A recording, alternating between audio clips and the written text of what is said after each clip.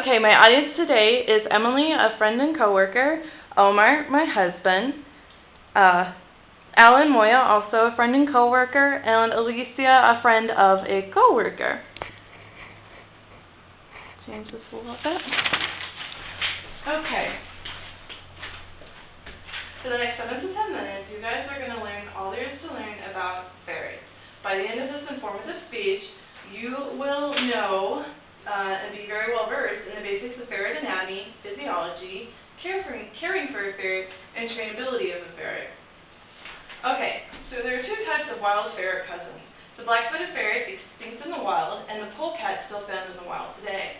The ferret is actually evolved from the polecat, and this is what a polecat looks like. This is taken out of the London Zoo. Very much like a ferret, very much has the ferret marking. So the domestic ferret found in homes today is evolved from the polecat. He's a member of the mustelid family. Mustelids, according to the dictionary, are any various small to mid-sized carnivorous mammals of the family Mustelid, usually having long, slender bodies, short legs, and well-developed anal scent glands.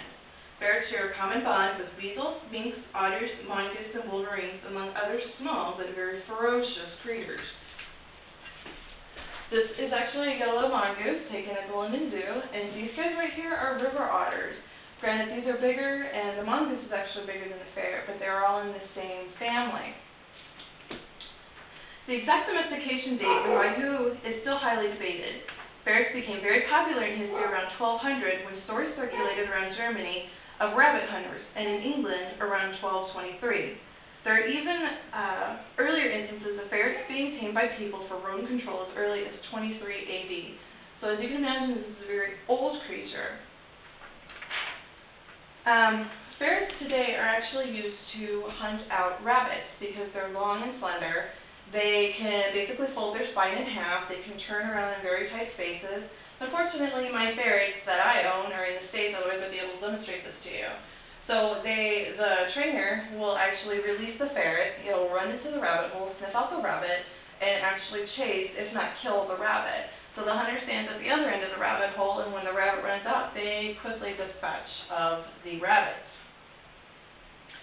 In ferrets that we all know and love today, there are actually 4 main colors that are noted by the American Association of Ferrets. So people actually show ferrets like at a dog show. And these are the 4 main colors. This is the silver mist. This is your basic black sable. You know, they have a little bandit mask. And then you have the dark-eyed white, and then you have the albino. And of course, the albino has the pink eyes. That's how you can tell the difference. And here's just a couple pictures of my little monsters. As you can see, well, his eyes are pink in this picture because of the reflection. But Jesse here is all white with the pink eyes. And Buster, who's got the dark eyes. And he actually is very common in males, especially the white males. They have so much testosterone in their body that they'll actually turn kind of a PP yellow color and not look as cute as they did when they were younger. And this little guy here, who's actually not so little Alex, he's got the bandit mask, but he's all brown. He's just kind of a chocolate variation of the sable. And these guys are actually famous. They've started TV shows, not mine, but have you guys seen Beastmasters? There's 2 little ferrets that he runs around with, and they sniff out information, come back and tell him all about it. And has anybody seen Kindergarten Cop? Yeah. Okay, there's a ferret that stars in that movie. He's just kind of the main character. He comes running in with the ferret. Ah! So they've been around quite a while, and they're used for several different purposes. Okay, let's do some ferret facts. Ferrets can range anywhere from 1.5 to actually 6 pounds.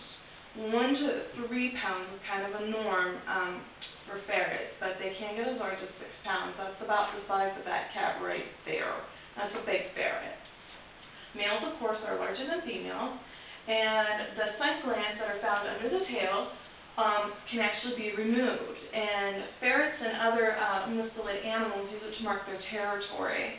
And a lot of people think that they smell really bad with the anal sacs, and they're afraid that, you know, they'll spray their house. But once removed, they just kind of have a lovely little corn chip smell. They're really not smelly whatsoever. Okay, caring for a ferret. These little guys, of course, are burrowers. They burrow after rabbits and other creatures, so their nails tend to get very long. You can kind of see it in this picture. His nails are all slayed out. You want to keep the nails short because they'll get caught in carpets and things like that. You have to ferret-proof your house. They will burrow under the couch. Our couches actually bear scars from our ferrets. So if you go to sit down and your butt starts wiggling, there could be a ferret under there, and you just need to be cognizant that you could squish them. Also, like ours has the fold-out recliner, they will sneak up in there, and if you're not careful, you'll smush a ferret in the recliner. It happens, unfortunately, quite often. And since they can get into such tight spaces, such as dryer vents, you have to be very careful to keep them out of the washer and dryer. Unfortunately, ferrets do get caught in the dryer, and then it's crispy critter, and it's just so not good. I would be so traumatized.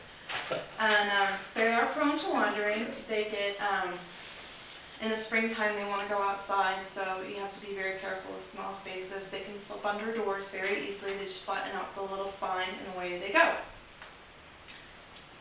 And ferrets are also prone to ear mites. Such a lovely thing, and they can catch it from birds out on the windowsill, things of that nature. And their ears are so small and so short that you have to be very careful to get a Q-tip in there and make sure that they're not suffering from ear mite infection. They'll let you know, though. They'll start pawing at the ears, and these little guys, because they have, their sense of eyesight's not very good, they have a wonderful sense of hearing and a wonderful sense of smell.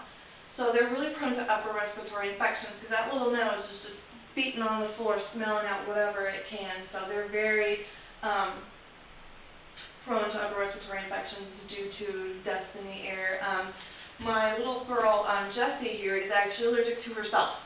And you can always tell where Jessie is because she'll be sneezing in a corner somewhere. There's never a doubt in my mind where Jessie is. Give it long enough and she'll be sneezing. These guys are also used for rodent control.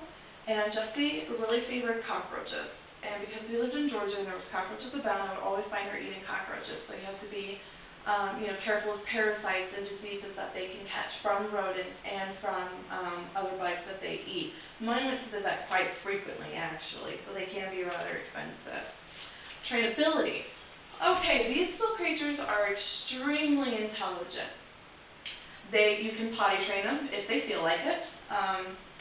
Two of mine, these two knew their names, they knew who was who, and they would come. If I called for Alex, Buster would not come, but if I called for Buster, Buster would come. And you can actually train them just like you can a dog. They will respond to treats. Jessie loves cookies, so she would sit up and come when called and usually do just about anything for a cookie. Buster would come. Well, I haven't really worked with them too long, but given time, they'll walk on a leash, they'll walk on a harness. They're extremely intelligent, and if you're not careful, they will outsmart you. They knew when it was time to go up, and they would look at you, come when called, and then just take off running because they knew that it was not time for bed yet. They still wanted to play.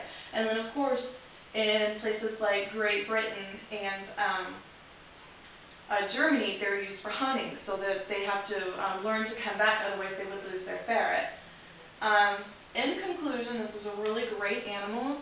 They're not very expensive. Their upkeep is not very expensive.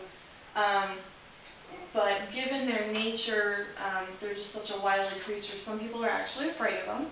I was at first, but once you get used to them and learn all their little tricks and trades and pick out a color that you like and find a breeder, they're a very intelligent creature and a very wonderful pet to own. And that concludes my speech. Yay! About 8:35.